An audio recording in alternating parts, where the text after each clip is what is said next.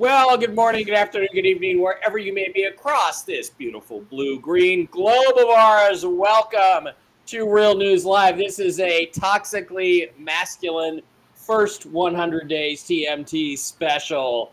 I'm your host, Mike Barrett in Las Vegas, Nevada, joined as I always am by the usual crew, the men with the, not the men with the plan, but just the dudes. It's starting to my immediate right, the smartest man in the world, Dr. Brooks Agnew. Brooks, how you doing? How much work did you get done on the house today? Got a lot done. We're almost done with the hardwood up in the carriage house, hardwood floors.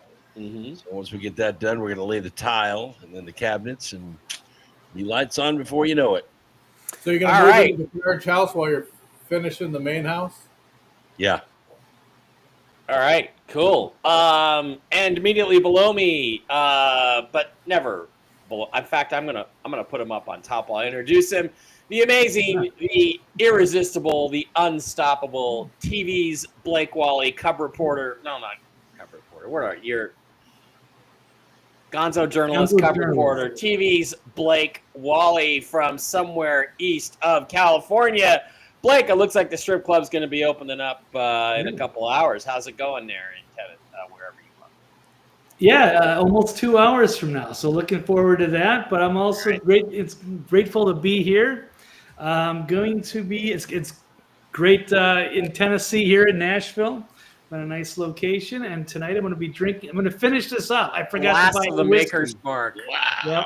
Last. Almost done. Drinking a little whiskey myself. You've had company. I kind of stopped asking what everybody was drinking because Brooks and Steve don't drink really anymore. It's just you and me, and now we just look like alcoholics, Blake. So, but anyway, the fourth member of the crew, sometimes the first member of the crew, sometimes the second member of the crew, the most masculine member of the crew, the only one who's probably killed somebody somewhere in nowhere, Fuckville, Arkansas, as in his capacity as a man in the military. Somewhere in nowhere, Fuckville, Arkansas, our hero, Steve Doran, the trail boss. Steve, how you doing tonight? Everything's going great. I fueled up on some tater tots cooked in beef tallow prior to the show. Sucked down about a quart of water, and I'm ready to go. All right. Well, okay, guys, the theme of the show tonight is kind of Trump's first 100 days. We have so many things that have been happening in the news. I'm not sure if we're going to get to them all or if I can remember them all. But I think we're going to start with a subject that was very important at the very beginning of the administration back in January, which is DEI. Donald Trump put a stop to DEI hires in the United States government. He's still fighting it. There's all kinds of battles. There's district court judges thinking that they're the president trying to stop all this. But the very first consequence of DEI hire was the accident near Reagan National Airport in Washington, D.C., when a female DEI hire flew her helicopter. After the collision and subsequent explosion, the airliner can be seen spinning into the water. Into a incoming Canadair regional jet. The result was the deaths of, I believe, 67 people. It now has been revealed that I think her name is Dana Loback, the pilot, quote unquote, of this catastrophe flight, actually had Becca Loback. Thank you. Was warned by her second seat, her co-pilot, she was flying too high, she was flying in the wrong place, and she needed to be further off to the left and out of the flight path. And like a woman who, of course, knows better than any man, she ignored him and flew straight into the incoming jetliner. I'm going to start with you, Steve. What do you think about this new revelation? Why was it covered up? I mean, they've certainly known about this transcript of the dialogue for because quite some time. Not only was she a incapable pilot, she also sat on some board with President Biden for LGBTQ TFMUP rights and responsibilities within the military. So she was an activist. She got her position because she was an activist. She only had 425 hours of flight time, which is nothing. Absolutely nothing. I She have should- that much. She should not have been a pilot or the pilot in command. If anything, she should have just been a co-pilot in training. Yeah, and But because of her connection with Biden, they covered it up instantly. yeah. Brooks, when I was taking driving lessons, right, and the instructor was in the right-hand seat, he had a full set of controls. He had a steering wheel. He had his own emergency brake pedal. This guy apparently didn't have that. And if he didn't, why didn't he? And wow, was he? The question becomes: was he afraid if he did have that capability? Was he afraid to take control of her because of the consequences politically? What do you think about that? I don't know. I've never flown a Black Hawk, but I think they sit side by side, and that means that he has a collector, just like she does. And I'm trying to think if he has. I'm trying to think if he has a stick or not, but they both have access to a collector. I know that there's two collectors in the thing. That's the thing that puts the pitch to the rotor and the power to the motor to keep it within the RPM range. He could have dropped the helicopter by lowering the RPM. He could have dropped the helicopter. The fact that they were both on night vision goggles means that they may not have had as clear of vision of the flight deck as they should have. But the co-pilot probably had more experience than she did and warned her. She also got a warning from, well, it was a fault of the tower because the tower had communicated to her, and something like 40 seconds went by, no response. Well, the tower has a protocol at 15 seconds. If you don't respond, if they say your number and they give you an instruction, if 15 seconds passes, the tower's supposed to repeat the instruction. They did not. They didn't do that. They ignored her. And that's 15 seconds is a long time at that speed. When you're in traffic and the tower talks to you, you have to talk back. Yeah, and they didn't do that. The whole thing was just really kind of a gigantic clusterfuck. Well, they say that she was keying down on her mic at the time they were keying on their mic, and they're not duplex, which means they don't hear both voices at the same time. But if that's the case and the tower senses that, they're supposed to call back in 15 seconds, and they didn't do it.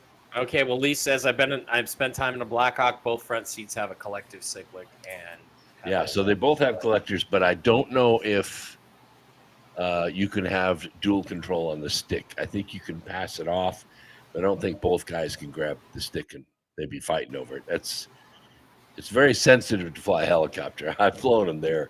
Like, you breathe out of your left nostril, it turns left. Yeah. Okay. Interesting stuff. Just again, another disaster that didn't need to happen. And it's funny because liberals, of course, have tried to blame the air accidents. We had the female pilot who landed the other Canadair regional jet upside down on the runway, came in way too hot, didn't have her wings in the proper trim, and crashed. Luckily, nobody died in that one. Trying to blame Trump for a lack of air safety. In fact, there are some fewer crashes in the first 100 days of Donald Trump. That's not really Blake, any thoughts on this in terms of DEI in general? And let me ask you a serious question: if you get on the plane and you see two female pilots, are you going to get on the plane, and are you going to get off?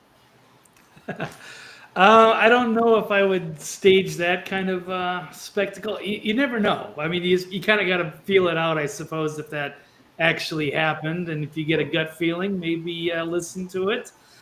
This was a tough one. It's a tragedy. And I guess she was on some sort of a visual separation is what they call it, where you're kind of doing it manually and you're not supposed to rely on the controller. And that is a very difficult, busy airspace to navigate in, and she wasn't that qualified, as has been said. Didn't have a lot of pilot experience, but I guess she outranked the other people. But I mean, she's got to learn how to do it. And apparently, it was like a training drill. Like if they're gonna there's an insurrection and they're gonna evacuate politicians or something like that. So it didn't go very well. So yeah, that leads all of us to concluded the investigation that this could have been a DEI, something that could have been avoided, perhaps. And that's tough.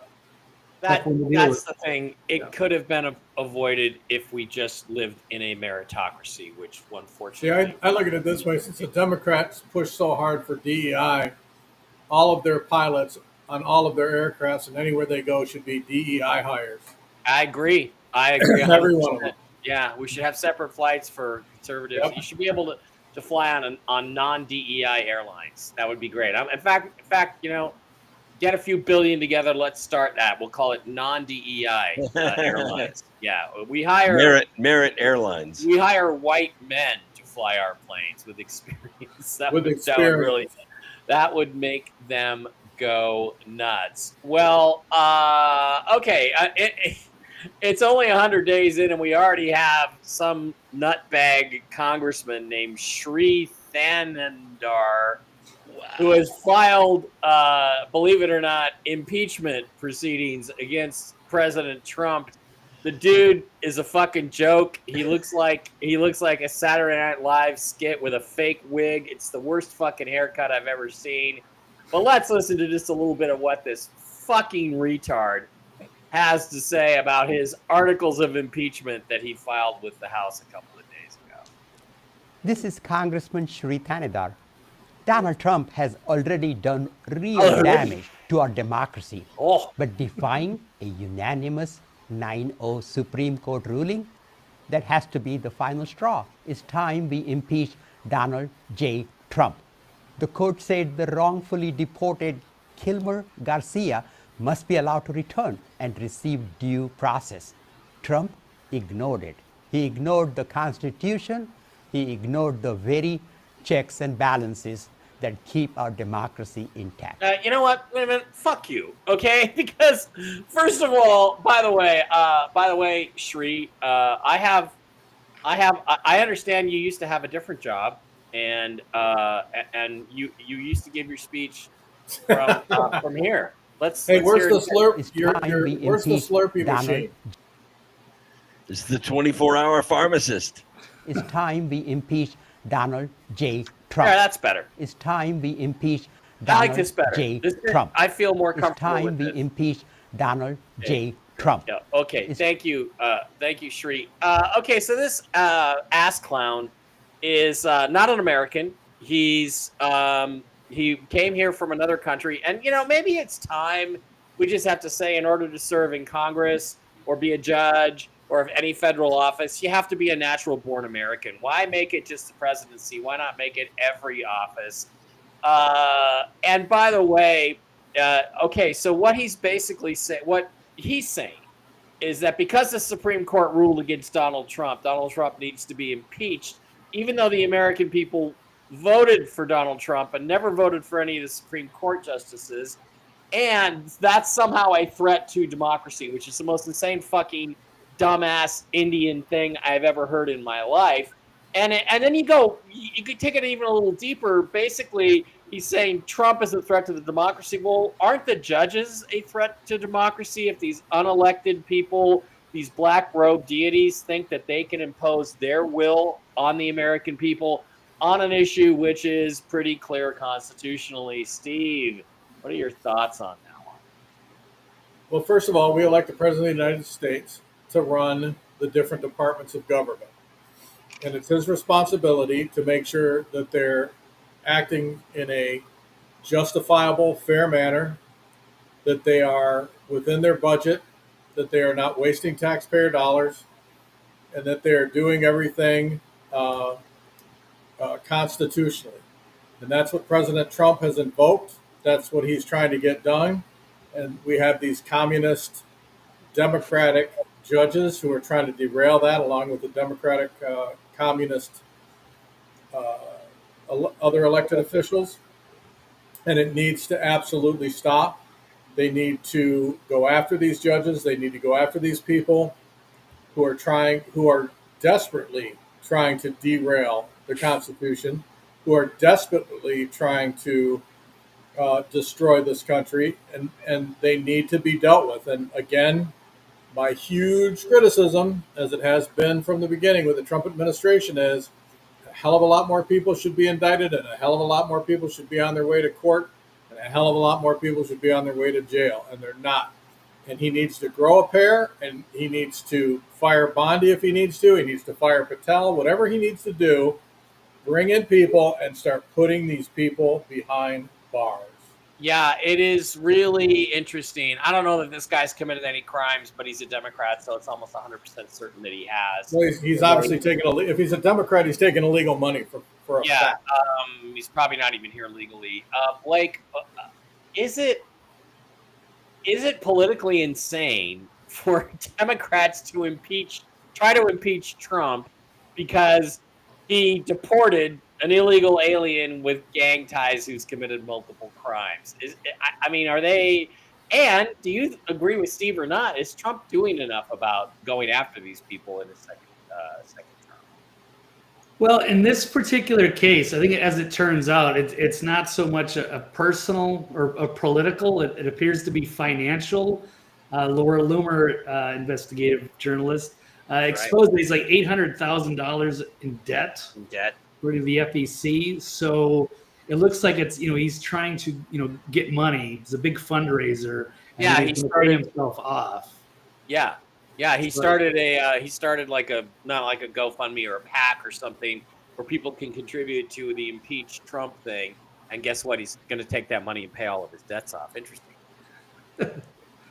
Yeah, that's a pretty good theory. So I'm going to roll with that because he doesn't look too serious, and also kind of shows how ridiculous it is that people are buying their office. He clearly isn't qualified to be there, but he's looking at it probably from like the Pelosi angle, like how rich she gets by the financial incentives through these, USAID slush funds or insider trading. He probably wants a piece of that action trying to get in. Yeah. Brooks, is Steve right? Is Trump moving way too slowly on just arresting these fuckers and getting them off the street? I mean, we're going to talk about arrested judges here in a minute, but do you agree that he's moving too slowly? And what do you think of this impeachment effort? Mike Johnson says he's not even going to bring this to the floor. It's a really good question. A lot of people are concerned about it. I think they were testing the waters with Dugan when they arrested her for aiding and abetting. And see, the deal is when ICE gets there, they know that whoever's in the courtroom is not armed because they've already been through a metal detector. So they want to pick them up there, usually without issue, handcuff them, take them to the border. Once they get out of the building, they can get access to a weapon. Then it becomes a serious deal, and their lives are at risk. So when the judge took this guy to the edge of the building, sent ICE one way, and she took this guy another way and let him out a side entrance, and he got outside.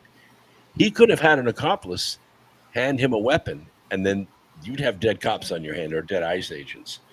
So that's why they arrested her. It's a slam dunk case. She's guilty of at least 2 felonies, and she's probably going to do time. She's not going to be a judge anymore. Yeah, you're kind of jumping ahead to the next issue, but yeah. But what I'm trying to say is this is low-hanging fruit. So the press that Bondi and Patel and Homan are making off of this is enormous. Yeah. And they actually didn't think they were going to get that kind of response. So I think we're going to see more of this. But so here's the thing here is a judicial coup. This is a coup that's being done by the Democrats using Democrat judges. Yep. And they're running a risk of having the district court dissolved. Mm-hmm. Well, I'm going to remind everybody that nowhere in the Constitution does it say that the president has to obey any order from any judge, or they're actually not allowed to give orders. They're only allowed to give rulings. And people do not fucking understand this. Courts can only give rulings. The Supreme Court can only give rulings. They cannot legislate from the bench, and they cannot issue control over law enforcement or military. Correct. All they can do is say, in our opinion, this is what happens. And the idea is that then the Congress and the president sit down, go back to the drawing board, and fix the law so that the Supreme Court is satisfied with it. That's the way it's supposed to be working. They don't have really any authority. It was only really came into fashion in the 1960s this idea that the courts were somehow superior to the other two branches of government, because a long time ago, Democrats realized this was the only way they were going to be able to seize control of this country is through a judicial coup, a judicial oligarchy, because if they kept up things the way they were, then they would not be able to exert any control because their policies were not popular with the American people and would never be popular with the American people, and they're still not popular. So they've created successfully this myth that judges somehow are the final authority. Anyway, this judge she actually broke a federal law. She committed a crime. She got fucked around and found out, and she got arrested for aiding and abetting an illegal alien to escape justice. And let's take a little hit here from Pam Blondie, our half-ass attorney general, and see what she has to say about it. She's a little tougher on this. So rare for victims to want to cooperate. They wanted to cooperate. They were sitting in the courtroom with the state prosecutor. The judge learns that ICE was outside to get the guy because he had been deported in 2013, came back in our country, commits these crimes, charged with committing these crimes, victims in court. Judge finds out. She goes out in the hallway, screams at the immigration officers. She's furious, visibly shaken, upset, sends them off to talk to the chief judge. She comes back in the courtroom, you're not going to believe this, takes the defendant and the defense attorney back in her chambers, takes them out a private exit and tells them to leave, while a state prosecutor and victims of domestic violence are sitting in the courtroom. Wow. You know, Madam Attorney General, great to have you here, and thanks for coming back on America Report. So we remember these words of Tom Homan, the border czar. This was March 17th, and his message on these judges who apparently are trying to get in the way of this administration's efforts. Listen. I'm proud to be a part of this administration. We're not stopping. I don't care what the judges think. I don't care what the left thinks. We're coming. So when you see these judges trying to obstruct your efforts to make this country safer, what is your message to them? We are going to prosecute you, and we are prosecuting you. Okay, I thought that was fairly strong. And, you know, look, there's no question these judges committed the law, broke the law, Stephen. Do you think this is a good sign? Do you think it's a sign of things to come, or do you think? I think it's great that she got arrested for interfering with ICE.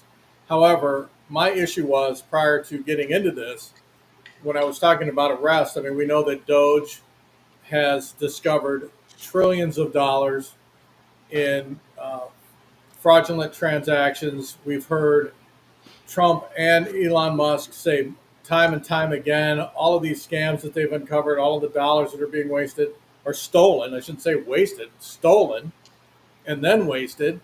Where are those arrests? Where are those people that have, taken our tax dollars? Why aren't they being arrested? Why aren't there indictments on those people? That's what's pissing me off. I mean, these judges are icing on the cake, but they're nowhere near what we've been told is going on internally within D.C. Yeah. Blake, does this worry you? The judges are getting arrested for breaking the law, or does it give you a tingler? It gives me a tingle. I mean, it's good. We're finally seeing some perp walks. We'll start small, work our way up. Hopefully, this is a trend that we're doing. You went underwater again. Get closer to your mic. You went underwater again. Oh, weird. Okay, sorry about that. Yeah, well, it's refreshing to see them finally doing something after all this. Sound great now. Sorry, go ahead. Oh, perfect. Okay. Yeah, we were wanting to see some perp walks. Now, maybe these weren't people on our radar, but they're clearly guilty of doing crimes here, something stupid to destroy their careers over. That's what the most bizarre part about it is that they've gone rogue. They're obstructing justice to protect not only illegal aliens, but like blatantly criminal illegal aliens. So I don't know why they're trying to do this battle. But no, it's good that it's being exposed, and they even had pictures of her getting perp walked. They're sending a message to the rest. I saw Eric Holder, former corrupt attorney general, was freaking out about the optics about that. But I think this is a good message for these people to know that TikTok, and they can't get away with this stuff anymore. So Good on Pam Bondi. There's a victory for the Trump administration, at least. Yeah, that's a victory there. Okay, Brooks, I'm gonna. You already kind of had your say on this one, so I'm gonna pivot on to something that's related. Could and could Donald Trump just unilaterally get rid of all the district courts, or does he have to go through Congress for that? And if he does, that's a years-long progress, and he probably won't win, given how marginal the margins are for the Republicans. Congress has to do it. They created the court. They can dissolve it. And it's not that big of a risk, actually. You could dissolve the district court, call it a national security risk. It's too hard to arrest 30, 40 judges. There's probably 250 activist judges they could pick from. If you dissolve the court, everyone are still judges. They just don't have courts to hold. They're still on judge salaries. So they're like Judge Smales from Caddyshack, right? Yeah. So they're still getting their salary, but they don't have any jurisdiction. Oh, that would then be you sweet. create a new court. Call it District Court 2. Call it Caddyshack. Call it whatever you want. And then appoint your own judges to that. That the president has to do. Just like he appointed about 300 federal judges in his first term, he would have to appoint about 950. I think there's 970 federal judges. Well, there's too many. I think you should just get rid of this level of courts altogether. Would be my suggestion. Just get rid of them. Depends on the caseload. Don't replace them. Don't replace them, and only focus on a few at the top. But you know what? There is an alternative. There is yet another alternative for many of these cases that hasn't really been considered. Steve, did you have something you wanted to add to this? Well, no. I mean, those federal courts that were set up to destroy the American citizen. Yep. Right? Yep. They were to destroy, control. You get out of line, we're going to use those courts to destroy you. We have the power of the federal government behind us. We have all this money. There's no way that you're going to beat us. I'm one of the few people in the history of this country who has done it. And I didn't do it. I did it by the grace of God, and that's a fact. If God hadn't been in my corner, I'd have never been able to do it because the cards were so highly stacked against me. The money they threw at this case was unbelievable cases. And I mean, they paid people to lie. It was the most extraordinary thing you've ever seen. And, you know, they want to shut you up. That's how they do it. And at the very least, they bankrupt you. I lost absolutely everything. I mean, everything. I'm homeless for 2 years because of it. So it is not. You'll never be homeless as long as I have a place. It is not a justice-based system. Right. It is corrupt, and it is used as a weapon against the American people. Right. Although no spooning, Steve. So what good is it to have it? Well, guess what? There is also another idea about how to avoid all this and how to circumvent these courts, which was brought up at yesterday's White House press briefing by a guy who goes by the handle DC Drano on Twitter. He's one of these guys whose content I think is average at best, but somehow has hundreds of thousands of followers and has an influence. I don't know how that works. We need these four people here to have way more influence in social media than guys like him. But he got a chance to sit in the alternate media, the alt media seat yesterday at the White House press briefing, and he asked a very, very interesting question, and we'll talk about the response after we listen to the question. Here's the White House press briefing from yesterday with Carolyn Leavitt and Tom Homan. New media seat today, as always, Rogan O'Hanley, former Hollywood entertainment lawyer, I didn't know that, Rogan, who got fed up with the far-left ideologies of California and now posts conservative political commentary online for his more than 7 million followers across all major platforms. He joins us today from the great state of Florida. Why don't you kick us off today, Rogan? Thank you, Caroline. In Trump's first 99 days, we've seen a coordinated assault on the rule of law by radical judges. We're thwarting his agenda with an unprecedented number of national injunctions. These judges are providing more due process to violent MS-13 and Tren de Aragua illegal aliens than they did for American citizens who peacefully protested on January 6th. As Stephen Miller has highlighted, it would be utterly ridiculous to have full trials and appeals for the more than 15 million illegal aliens that came across our border under Joe Biden. Many are now calling for Trump to circumvent these radical judges and consider suspending the writ of habeas corpus solely for these illegal aliens in accordance with the terms of Article 1, Section 9 of the United States Constitution, which explicitly allows for such a measure when there is a rebellion or invasion. There are strong... Okay, so that is... President, Abraham Lincoln, Ulysses S. Grant, and Democrats' favorite president of all time, FDR. All three of which are not only celebrated by historians, but are immortalized on our national currency with their faces on there. Furthermore, all three used it against American citizens, where in this instance, we would only be using it against illegal aliens. I think almost every reasonable American would agree that 15 million illegal aliens coming across our border under Joe Biden counts as an invasion, especially since many, as you highlighted, are now robbing, assaulting, raping, and killing American citizens. Historic assaults on our republic require reciprocal action from our government. Can you please let us know if and when the Trump administration is planning to suspend the writ of habeas corpus to circumvent these radical judges who are infringing on his Article 2 powers and to start shipping out... Right on. I have not heard such discussions take place, but I can assure you that the president and the entire administration are certainly open to all legal and constitutional remedies to ensure we can continue with the promise of deporting illegal criminals from our nation's borders. And I also agree with the premise of your question, which doesn't happen in this room often, but I do agree with yours.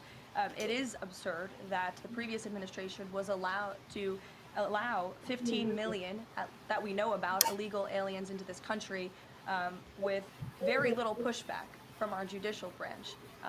But this president is trying to simply enforce our nation's immigration laws and is facing roadblock after roadblock. So we're complying with court orders, but as Tom Homan has said every day, we're going to continue to forge ahead with this mass deportation campaign, and the president is open to all remedies to do that. Thanks for being here today, Rogan.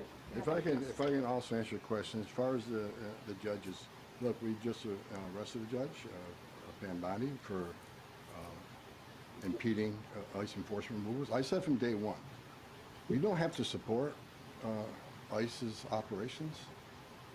You can support sanctuary cities if that's what you desire to do. Sanctuary cities can stand aside and watch ICE keep their communities safe, because any public official, whether you're mayor, city councilman, or governor, their number one responsibility is protection of the communities. And ICE has been clear, we're targeting public safety threats and national security threats. I can't believe there's any elected official, and especially a judge, that doesn't believe we should be doing that, and they should be helping us.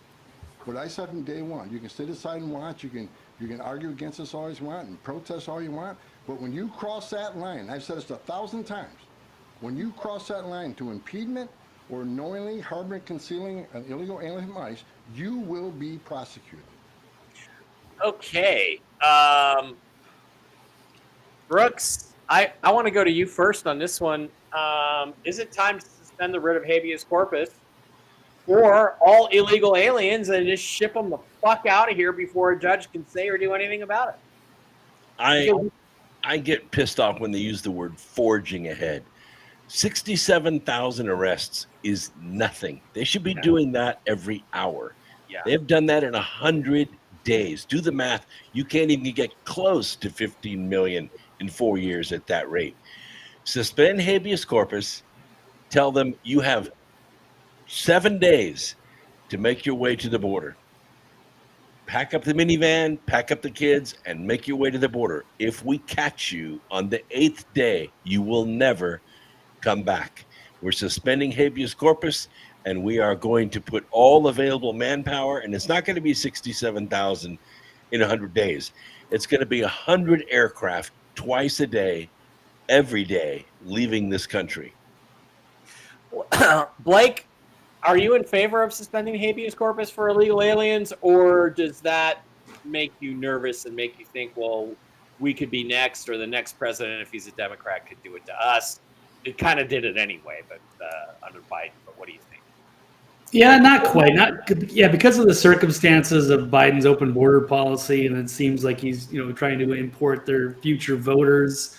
Because of those certain, criminals, they have absolutely zero case. Maybe there could be exceptions if there's really strong cases, a filter process, but we can't have all this stuff tying up the court system indefinitely forever. So maybe in an extreme situation like that, they could do that. Habeas corpus, suspend it, and really drive out. They need to get at least 5-10 million out to call this kind of a victory.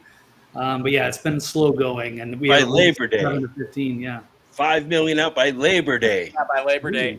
Lucy asked, wasn't habeas corpus suspended under the Patriots Act?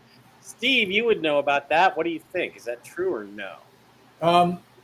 I believe it was for certain situations that involve terrorist activity or people involved in terrorist activity.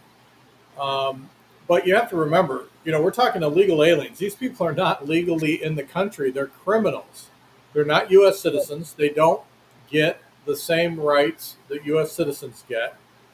And so suspending habeas corpus is not something that would be extraordinary in this particular case. I mean, and the thing that is driving me crazy, like I said, another issue, like Brooks, is we know that there are still hotels and illegal immigrant camps or areas throughout the United States that are full of these illegal immigrants. Why aren't they backing the buses up or the cattle cars like they used to use with us when we were in the Marine Corps, filling those suckers up and taking them to the border? I mean, I don't get it. It's like they know where thousands and thousands of these people are at, and they just let them stay there. And in fact, the American people are still paying for them to stay there.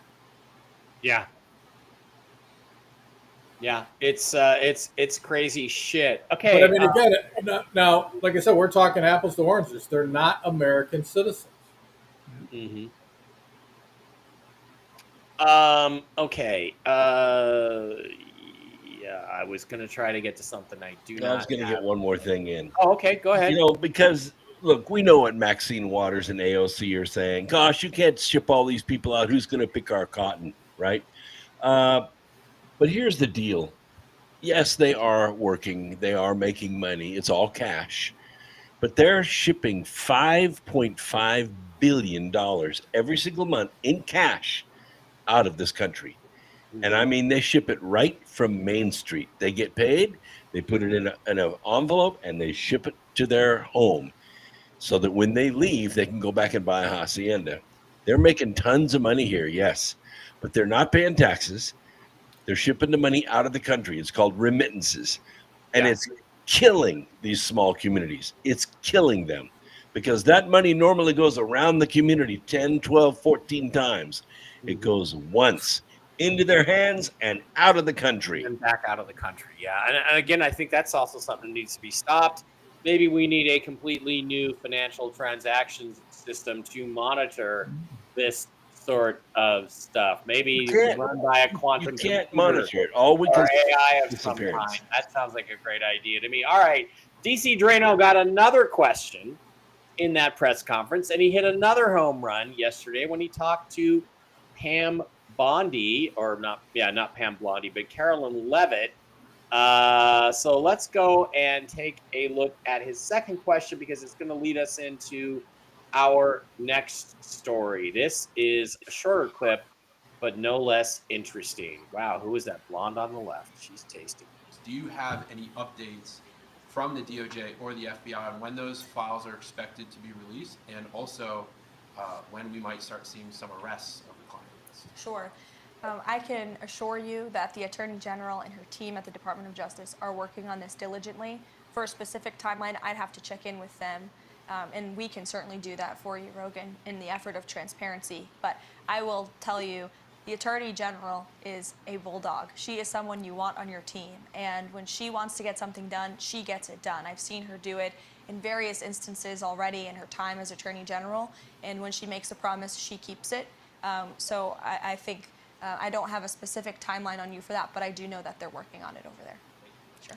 Go ahead. Okay, so that, my apologies on that one. That was, I didn't realize that the actual question, the first part of the question as to what they were discussing was not in there. He was asking about the Epstein files.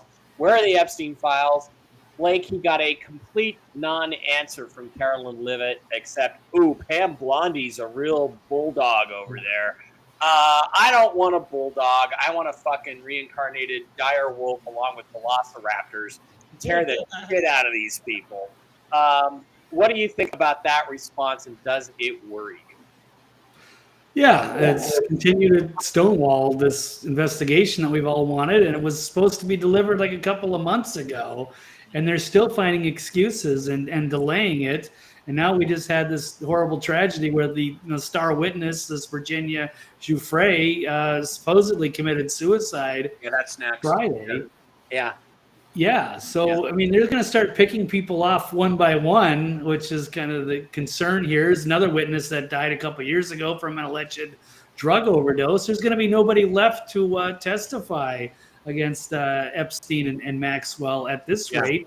And we don't have anything. They could have at least leaked a partial list. So I guess we're waiting on the whole redactions. They had a van load of evidence, and we're still empty-handed after all this. Blake, as long as you brought it up, let's just shift over to that. One of the main witnesses in the cases against Jeffrey Epstein and Ghislaine Maxwell was Virginia Giuffre, and she was pictured with Prince Andrew. She says Prince Andrew had sex with her when she was underage numerous times on Epstein Island. She was one of the victims, one of the primary victims. Just a few months ago, she said, I absolutely am not suicidal, as several other victims, female victims, have said they're not suicidal.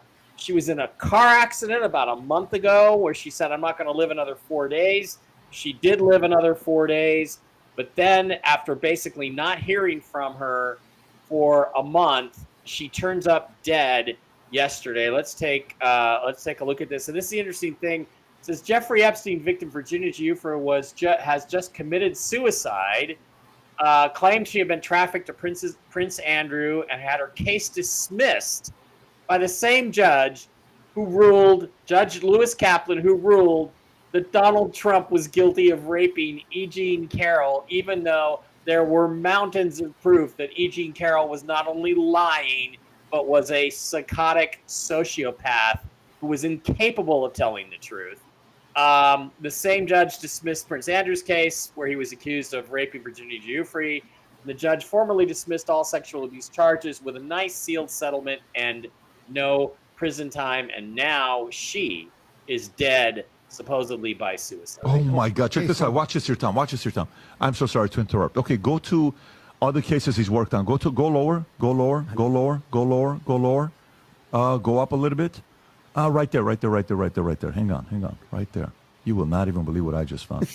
Look at the case he worked on. Look for all the way in the bottom of miscellaneous, second line, 2021, 2022. Kaplan was presiding judge on matter relating towards Virginia Giuffre and Prince Andrew. Click on that on section. Watch what happens here. What happens to the case? Click on that's the one. Click right there. Zoom in and just go to the top. Yeah. Jeffrey Andrew reached. The case was dismissed by the party stipulation in March 2022 without going to trial. Prince Andrew. So let me get this straight. This case, read the top.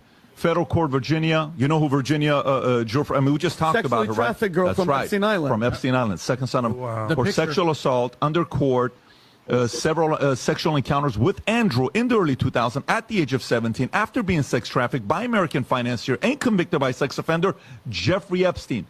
Dismissed without going to trial.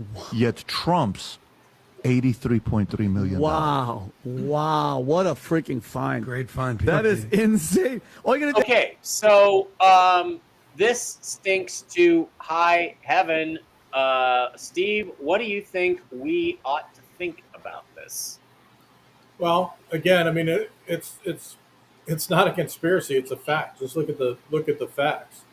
Number one, the girl wasn't suicidal. She was waiting to testify. You've got the president's press secretary who's making excuses and stalling on behalf of Pam Bondi. And then all of a sudden, the star witness winds up committing suicide. If, in fact, you have a case, you're working on a case, you're going to move forward with prosecuting the case, why wasn't she given some type of protection? Right. Why wasn't she placed in, a federal witness protection program so nobody could get near her until she was able to testify? I mean, all of this stuff, it not only does it stink, it just shows that regardless of the administration, the corruption that continues. The swamp is not drained. the corruption freaking continues under Bondi and under Patel. Blake, Brooks, what should we think about this? I don't know. I'm so furious every time I think about this case, because when Epstein Island was raided, somebody flew a drone over and you could see FBI jackets everywhere. They were scouring the place for every camera, every flash drive, every computer, everything they could find. And what did they do? Exactly what the FBI always fucking does.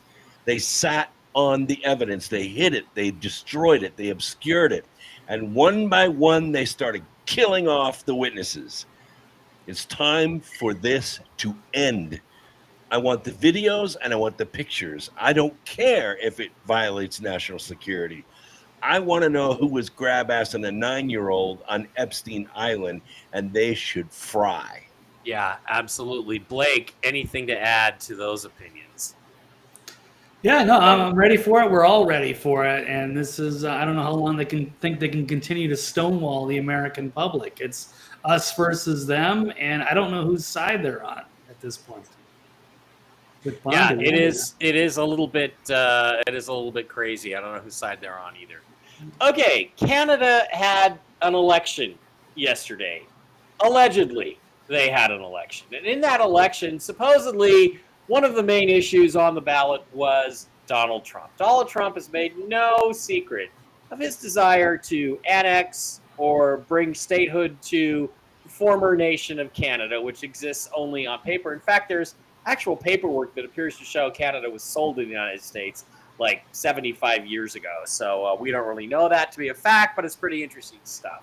So they held this election, and in the election, it started out with the Conservatives winning in the polls as they led up to the election because Pierre Trudeau, Justin Castro, the former prime minister of the Liberal Party, was the most despised prime minister in Canadian history. Yet somehow, miraculously, the Liberals started turning all the polls around because Canadians hated Donald Trump so much. In fact, let's actually go and look at. I'm not kidding. This guy's name is Jagmeet. His name is Jagmeet Singh.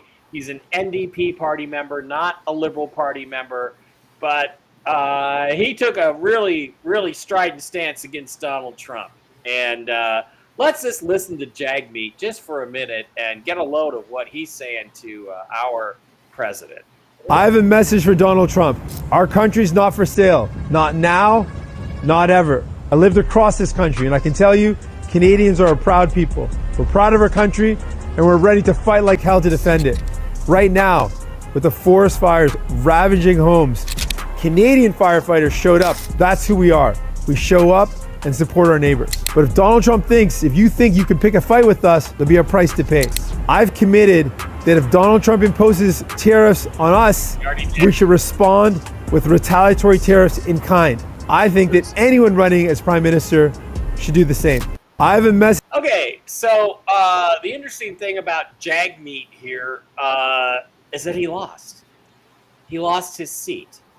Now, another thing that happened that was quite interesting yesterday in the Canadian election was that as the polls opened, the actual polling places, the polls that actually count, where they actually count the votes, as the polls opened, the Conservatives, who were said to be down in the pre-political polls, suddenly, miraculously, had a lead. And that was very interesting because of a couple of things that happened earlier in the days leading up to the election. Let me flash over to these other videos here, and we're going to take a look at this one and share this tab instead. Let's just get all the information on the table and go from here.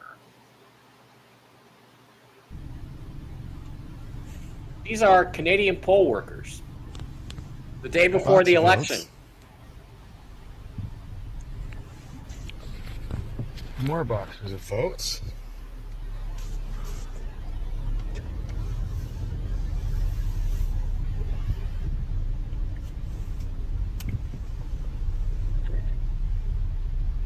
Just in their car, willy-nilly. They didn't have those ballots at their home, did they? Yes. No seals, no chain of custody. He followed this guy home. So even at the early voting places, they send the boxes home with folks? No way. So they send everybody home with a box? For what? You got a box. There's no plain empty votes in it? Why would they send you home with it? Back to the building that you took it from? So he confronts him, and the guy's making a. So the polling place, let's say, in Dundas, does that change on Monday? At the end of the night, count the ballots, and then the supervisor takes it to the head office. Wow. Interesting.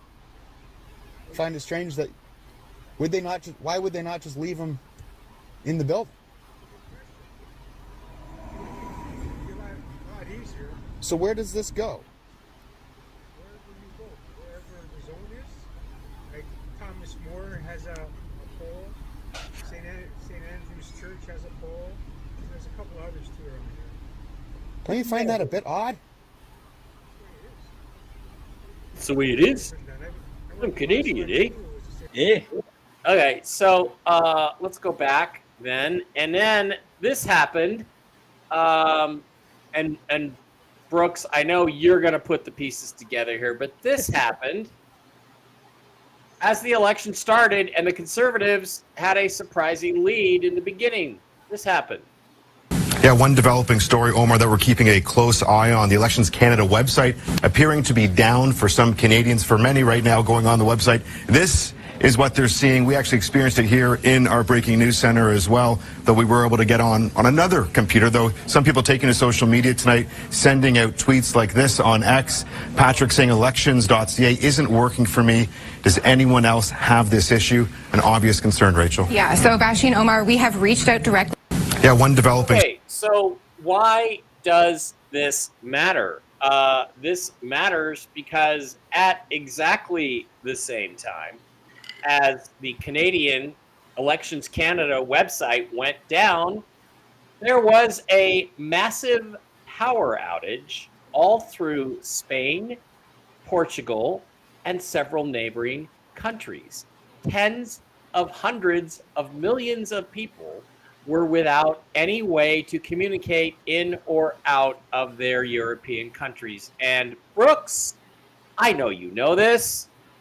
Who has servers in Spain and Portugal and Germany that were part of this blackout happening at the same time Elections Canada went down? Do you know the answer? You know. I'll tell you. I'll tell you who. The election company, Dominion, has their servers over there. And they didn't know why this power went out. They tried to blame it on the weather, some kind of temperature inversion, green energy, not keeping up with demand. Bullshit. This was a direct effort to steal the Canadian election. And now you have a Liberal in charge. And it's not going to go well. I mean, this, of course, what it's going to do is it's going to force Alberta to secede from Canada. They're going to make a petition to become part of the United States. And if Alberta goes, Canada goes broke.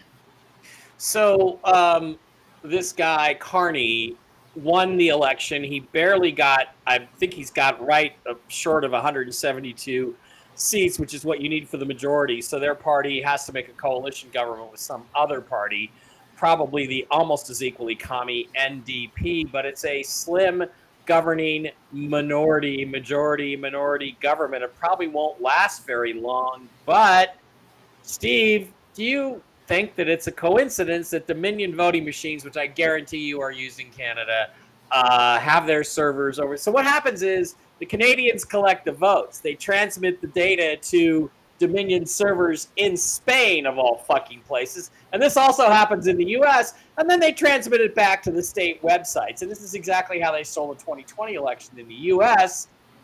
Does this stink a little bit to you, Steve, or not? It doesn't stink a little bit. It stinks a lot. The Canadian citizens, by and large, they love the American people. They love the United States. They even love Trump. And so their media is controlled, just like our media is controlled. And the only thing that you see are the anti-American, anti-Trump people. And, now they're trying to blame California's recession and lack of funding on Canadians not being able or boycotting going to California for the summer months. So this is clearly voter fraud to get these communists back into power that will be as bad or just as bad as Trudeau Castro. And there's no doubt in my mind, or at least I hope, that the Canadian people finally stand up. Enough is enough, and literally tear these people hypothetically limb from limb and rip them right out of office. Yeah, good luck with that. I've lived in Canada, the most pussy ass, pansy ass. Well, I know, but when your kids are starving, see, this is the thing. It's never been economically, it's never ever been this bad in Canada. I mean, people are literally starving. People cannot. I mean, they're charging like $212 Canadian for like 12 chicken legs, and people cannot. When their kids start going hungry, when they start going hungry, when the jobs are being given to DEIs and immigrants, people start getting a little more feisty. Well, there's an old joke. Look at what the Irish are doing now. They were peace-loving, fun-loving people, and then all of a sudden, they had enough. You fuck around, and then Conor McGregor is going to make you find out. The joke when I lived in Toronto was, how do you tell the difference between an Englishman and a Canadian? Canadian has a maple leaf on his turban. I want to get back to you, Brooks, but Blake, I want to ask you about this because I think it's really interesting. The absolute proof to me that Canada doesn't hate America and doesn't hate Donald Trump is the fact that the most outspoken Trump critic in all of Canada, Jagmeet, lost his fucking seat by a fucking country mile. They couldn't save his ass. So if the Canadian people were so pissed at Donald Trump that they voted for the Liberals, the same people who have been destroying their country for the last 12 years or so, 20 years, how does that make sense? To quote TNT Tony, does that make any sense, or you think I'm just barking up a tree with that argument? No, certainly we have to be suspicious of everything, and I hadn't seen that video, so it looks like you could absolutely make a very easy case that there is some meddling going on there. I would think that the Canadian people would be hungry for a populist, somebody like Trump, or perhaps to join the United States. Maybe the globalists and everybody are panicking that Trump and MAGA are going to take over Canada, and that's going to really hurt their long-term plans to dominate. It's great when they had Castro there, Trudeau, as their little puppets, and they have a lot of people in the Canadian Parliament that are, I think, definitely bribed by the World Economic Forum. So, and they've got state-run media. I don't even know what their state of their free press is like there. So a lot of people are getting poisoned by propaganda. So yeah, it's an interesting mess that they have. And if you tie that into Dominion and servers going out, yeah, it says quite an interesting scandal written all over it. So I'd like to see where that goes. It's interesting because Peter Pollier, who was the conservative candidate, used to hang around with Jeffrey Epstein and Ghislaine Maxwell quite a bit. There's a few pictures. Now, there's pictures of Donald Trump with those people too before anybody knew who Jeffrey Epstein was. But is it possible that Trump set up this Pollier guy to kind of get rid of him because he lost his seat too? He's out of the parliament entirely. Brooks, is that possible? And how likely do you think it is that Alberta and maybe Saskatchewan secede from Canada and join the United States? Well, I don't know about Saskatchewan. It's that's kind of a I was going to say vacant area. It's going to be Alberta and it's going to be BC, British Columbia. Although British Columbia has a lot of Chinese money in it, Alberta is the big deal. That's the wheat belt. That's the oil and gas. And they absolutely hate being part of Canada. There are 10. Well, and you also have Quebec. You also have Quebec first. Yeah, and that's where all the power is. But there are 10, I believe, provinces and 3 territories.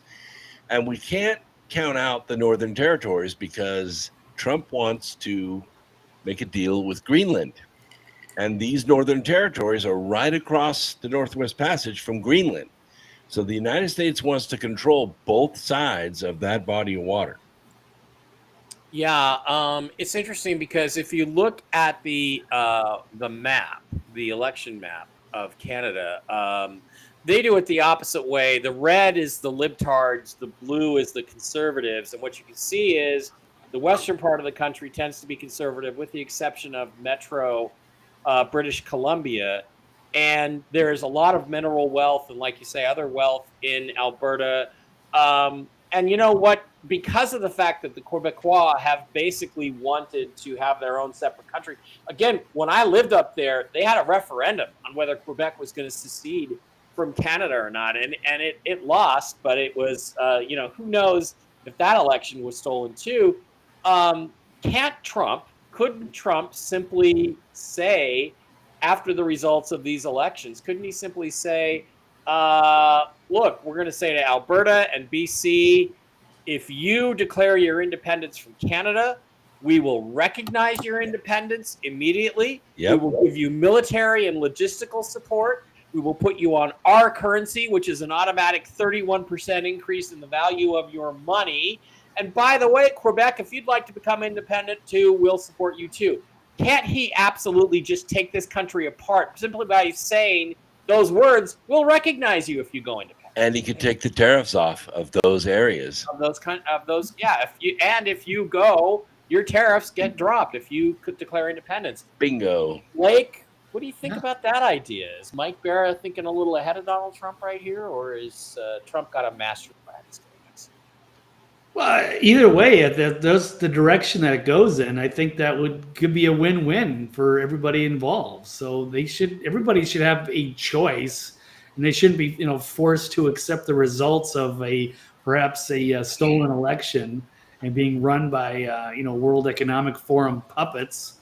So that would be very interesting. And then, like I said, if Alberta that's the key, the rest of them are going to have to fall in line because they're not going to be able to survive on their own. So, they won't. That would be a very interesting twist. They won't. So, Steve, what do you think? I mean, should Trump just say, okay, these elections are fine, but should he just pivot to telling the other provinces, if you declare yourselves independent, we'll recognize your independence, we'll support you, we'll make you a U.S. territory? Should he just do that to say, well, okay, fine, Canada, you don't want to elect the conservatives, then you libtards can go live in your own libtard paradise, and they'll come along. The rest of Canada will fall in a matter of probably months, don't you think? I think the rest of Canada would fall in a matter of days. But, a matter of days. But I 100% agree with you. I think he should approach them. He should say, this is my offer. This is what I'll do if you secede from Canada. We will drop the tariffs. We will allow you to use our currency and, freely move your goods back and forth between the United States and yourselves. And I mean, I see no reason why he shouldn't do it. Okay. All right. So there's a couple more things I want to get to before I let you guys go. And don't forget the Keystone Pipeline. That starts in Alberta. The Keystone Pipeline starts in Alberta. So, there's another little bit of leverage. Rand Paul went around and told people that he has the votes. He has the votes in the Congress to stop Trump's tariffs. Let's listen. In the Senate. He says he has the votes in the Senate. In the Senate. Let's listen to this clown here for a minute. This is a bipartisan problem. I don't care if the president is a Republican or a Democrat. I don't want to live under emergency rule. I don't want to live where my representatives cannot speak for me and have a check and balance on power. One person can make a mistake. And guess what?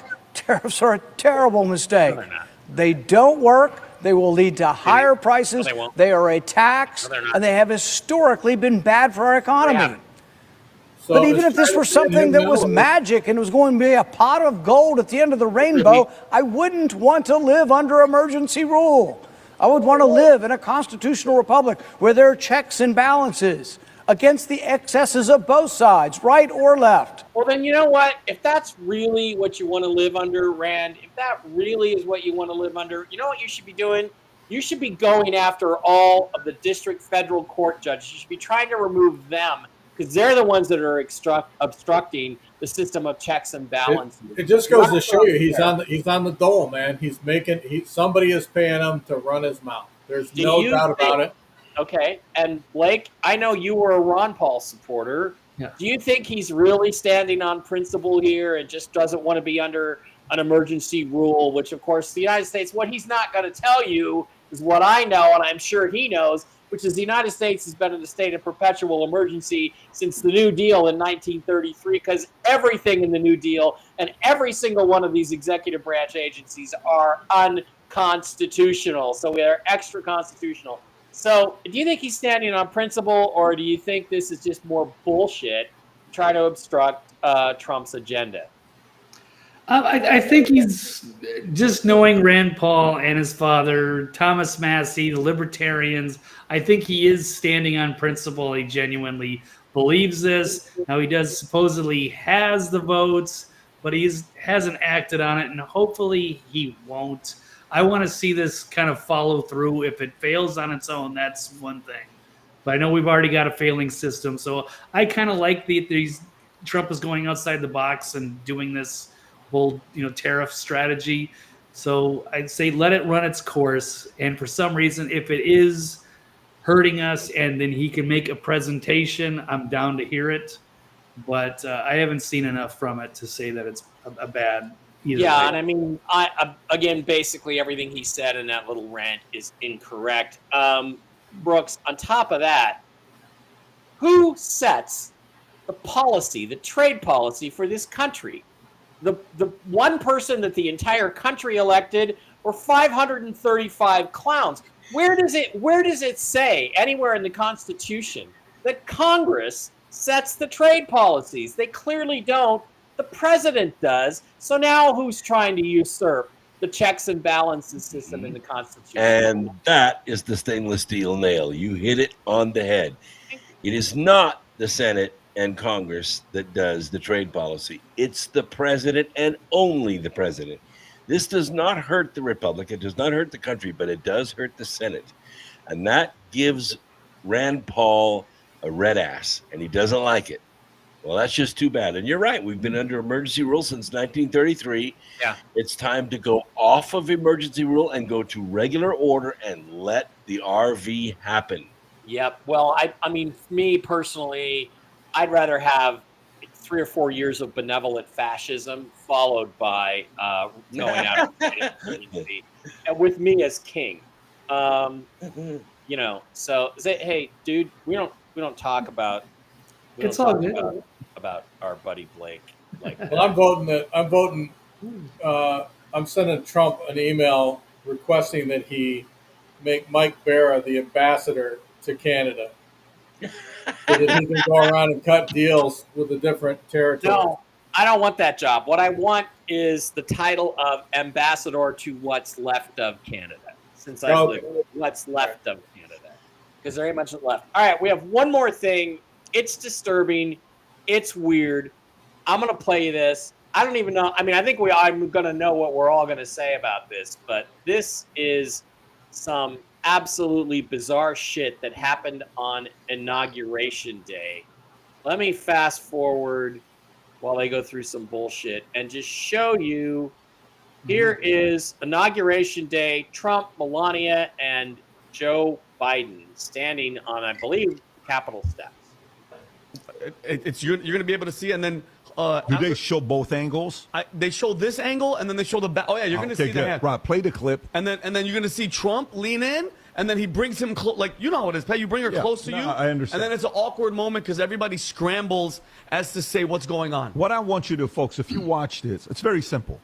If you're married, specifically if you're married, okay, to the people that are married, are you okay with this? Is this appropriate? Is this inappropriate? Watch the clip. Go for it, Rob. When I started doing this simple ear trick to help fight off dementia. There's a fucking commercial. Okay. All right. But when they saw. So Biden moves in, says something. Okay, so yeah, conversation. Look at Trump. Trump's trying to see what he's saying to her. And look, the hand still on her, Pat. Still on her. Look at him. So while this is happening, he comes up to see what's going on. She moves closer to him. Yep. And then he asks him a question. And then Emhoff. Yeah, there goes Kamala. Doug. There goes Doug, who knows about that type of behavior. Something got said. Yeah. What's going on? You can tell Biden's a little bit concerned. Trump's aggressive. Not aggressive in his face. Rob, show the other clip because this clip doesn't do it justice. Okay, so before we get to the next part, I'm going to tell you my speculation. He puts his hand on her. She doesn't step away, but she kind of indicates she's uncomfortable. Trump moves over, puts his arm around her. She says something. She was like, I think she says, he grabbed my ass. Trump gets over there and says, keep your fucking hands off my wife. And then it looks like Kamswala and Emhoff try to get in to keep Joe from getting his ass kicked. But now watch this next angle. This is fucking bizarre. Another clip from the back. That's it. That's the one. Can you make that bigger? Go for it. Look at the hands, folks. Look at. And that's real time. And then boom. Dude, don't. You can actually. Okay, Tom, you're married. Your thoughts on this? This is out of line. This is out of line. We all know what that is. All guys that have been out there around other guys, and there's dogs to be around. You got to be careful because they do that kind of thing. And I really would have been very, very upset. That was a intentional move, and that is the grabby Biden that we've seen in a creepy way around people. And you see Jill lean in, so you know Trump said something. But me, I would have stepped between her and my wife and just said, take a step back, dude, because this is kind of a formal thing.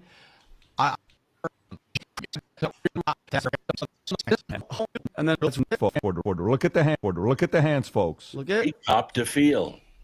And that's real time. And then boom, dude. Don't. Oh man. Okay. So you can see from this, you can actually see her rear end jiggle a little bit because he ruffled her coat on the butt. Thoughts? Holy crap. Steve, if I was Trump, I would have just fucking crushed him. But he probably said, if you touch her again, you'll pull back a step. I'm pretty sure he did say, stay the fuck away from my wife or something like that. Guys, any thoughts on this? And here's the thing. These angles exist. This stuff is out there. Why doesn't Trump show? I mean, if I was Trump, I'd show this and expose again what complete creeps the Democrats are. Steve, Blake, any comments on this? Well, as far as I'm concerned, it was assault, and he would have assaulted my wife. I'd have broke his jaw. Yeah. Yeah. I don't care. I don't care if he is supposedly old and senile. The second it occurred, I'd have been stepping over and punching him right square in the face. Well, he didn't know it. He didn't know it until she stood there very stiffly. She stiffened up. I know. But once he found out, and then he goes over and and I think she said he grabbed my ass or something like through her teeth, so nobody could lip read her. And then he stepped in and said something to Biden. I still went over and punched him in the face. Blake, if that's your girl, you're going to defend your girl, even if he's the outgoing president of the United States. What are you doing? It's a tough situation because he didn't actually see it in that moment, and it was the inauguration, and you can't really make a scene like that. Why not? Unfortunately. Yeah, I want to try to give Biden a pass, but I can't. He's so used to doing that. It's just like an instinct for him, dementia or not. But yeah, he deserves to get his ass kicked. Way too powerful for too long. But maybe if that was in closed doors, something would have went down. And I'm surprised it took this long for that video to come out. But there was an issue where right after the inauguration where Barron walked up. Yeah. And said something to Biden, like got He right either in his said face. he either said you're gone or it's on. One of the two. I don't know, remember. but he walked right up. Or you touch my mother again, and I'll kill you. Yeah, but I think that was before. That was before this. This was later when they were waiting for the helicopter to come and take Biden away. So this happened after he was already inaugurating. After Barron, after Trump was already president. Okay, all right. So, let's see it again. Deb wants to see it again. Okay, Deb, I'll show it to you one more time. Jeez. Let's go back and watch it again. I'm going to mute the volume. So we know why they wanted to get in their underwear drawer. Yeah.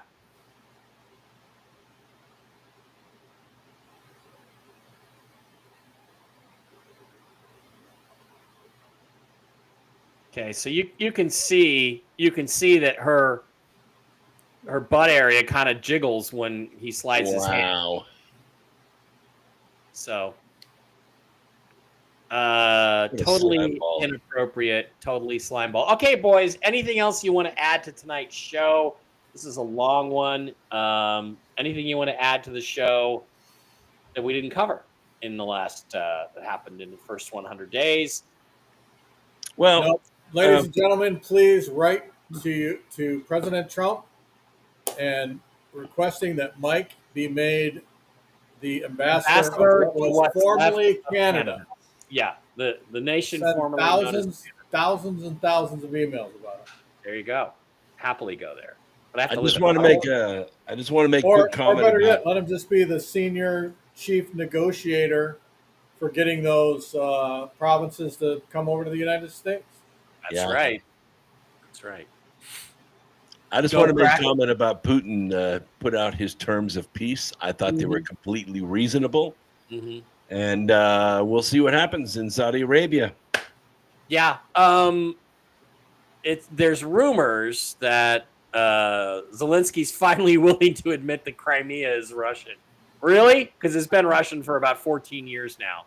So, and it always was Russian before that. Blake, any final thoughts? And how would you grade the first 100 days? Let's do that. Let's go around the horn and grade the first 100 days. A, B, C, D, E, F. No A pluses, no A minuses. Nothing like that. Just what grade do you give it? Starting with me, yep. I'll give it a B. Okay. It's been ambitious. It's been fast moving, but we don't have any of the JFK stuff or the Epstein. As Dr. Brooks has pointed out, not as many deportations as they could. There are some good and bad. I like where it's trending. It could be better, but I'll go B. All right. Steve Doran, what grade would you give Donald Trump's first 100 days? A C. Because, and based solely on all of the fraud that was uncovered and no arrests. Yeah, not enough done. Dr. Brooks Agnew, what grade would you give Donald Trump's first 100 days? Well, I'm going to give him an A because he's doing exactly what he promised to do. And all the opposition forces that are going against him are doing exactly what we expected them to do. Mm-hmm. And now it's game on. I think I'm going to go with Steve. I'm going to go with a C. I don't think he's done enough. I think he could have done far more. And I'm ready to rip off the Band-Aid. I'm ready to tear the scab. It is time to wake people up to the fact that this is not a democracy. It is a corporate oligarchy. Let's start throwing these people in prison. Let's declare martial law. Let's start moving. I don't think that's the world we're going to get, but it's the world I'm ready for. I'm sick. It's been 8 years. And I'm really, really ready to go to war with the deep state. And although there is a subtle war behind the scenes, I'm ready for the open war. I don't want any more secret wars. I don't want any more people telling me that Hillary's been replaced by a clone or an imposter and she's been dead. It's like, yeah, give me a break, okay? I don't think that's the same Joe Biden, but it's some sort of Joe Biden from 2019. But it's time to just move forward. I want more action. Want more action. I'm tired of waiting with you. That's going to wrap it up. Thanks for being here, guys. Great show, as always. Thank you to everyone on the panel. Thank you to everyone listening. Please don't forget to hit our absolutely wonderful sponsors, the CBD Gurus over at the CBDGurus.com. They rock. So does My Cara Pets. The LifeWave X39, X49 patches are also linked in the description. Awesome stuff. I'm using them. I'll let you know as soon as I start feeling the results. It's only a matter of time. I'll be back tomorrow without Jennifer Fallaw to do just a quick news update, financial commentary. Thanks for being here. And then I'm going to be on Whiskey and Wisdom with the original Mark Z tomorrow. Thanks to Brooks. Thanks to Steve. Thanks to Blake. Everybody have a great one. We'll see you again. Thanks to the audience, because without you, we're nothing. That's right. Well, I don't know about you, Steve, but I'm something without him. You know what? I'm something without him, but, So, yeah, thank you to the audience. Arrogant little We prick. love it.